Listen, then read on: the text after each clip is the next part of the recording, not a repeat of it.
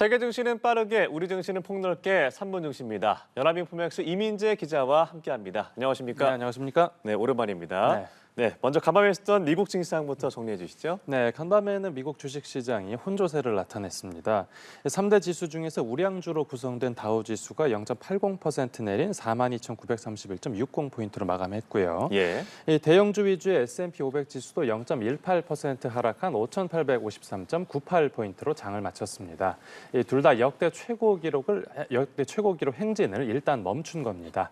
반면에 기술주 중심의 나스닥 지수 홀로 0.27% 상승해서 최종 18,541.01포인트로 거래를 마쳤습니다. 네, 증시가 한 차례 숨고르기에 들어간 모습인데 배경을 뭐라고 볼 수 있을까요? 네, 한 두 가지 정도로 압축해서 볼 수 있는데 예. 먼저 미국 기업들이 실적 발표를 앞두고 좀 경계감이 나타나는 거라고 보입니다.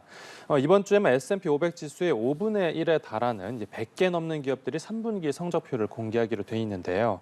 현재 시간으로 수요일에 발표되는 테슬라 실적이 관건이고 그 뒤로 코카콜라, 텍사스 인스트루먼트, GE 에어로스페이스 같은 이런 곳들의 실적을 주목해야겠습니다.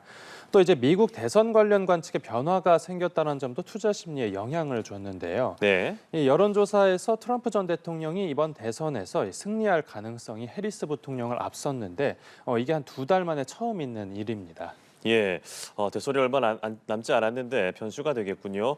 일단 종목별로 살펴보면 엔비디아가 역대 최고가를 다시 썼다고요? 네, 그렇습니다. 이 엔비디아가 간밤에만 4.14% 오르면서 143.71달러로 마감했습니다. 예. 이제 역대 최고가이기도 하고 또 주당 140달러를 넘은 것도 이번이 처음입니다. 주가가 4거래일 연속으로 오르면서 이 기간에만 9% 넘게 상승했고요.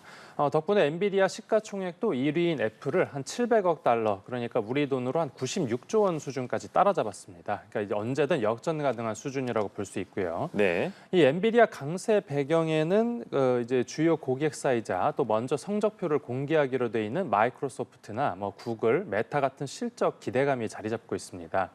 이 기업들이 인공지능 투자를 늘릴 걸로 예상되고 또 4분기 양산에 들어간 이 엔비디아의 최신 인공지능 칩도 1년치 주문량이 이미 완판됐다라고 전해집니다. 네, 그렇군요.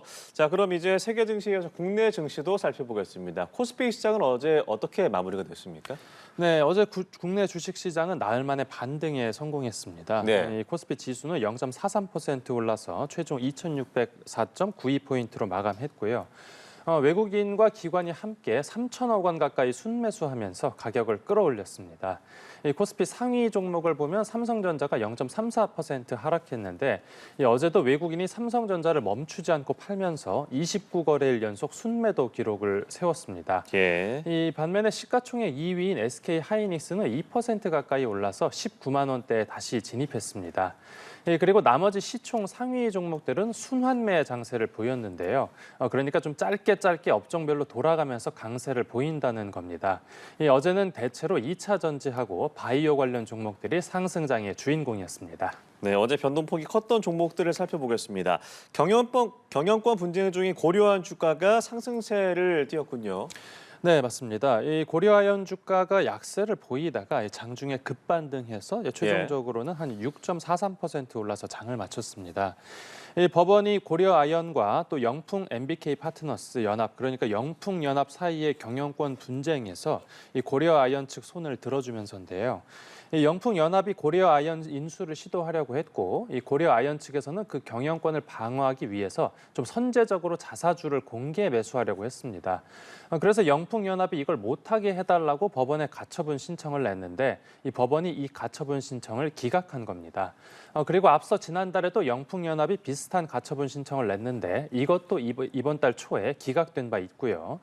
이렇게 2차 가처분 신청까지 기각됐으니까 고려아연 입장에서는 이제 계속해서 지분을 사 모을 수 있게 됐고, 네. 그래서 주가도 이제 회사가 사주기로 한 그 89만 원에 거의 근접했습니다.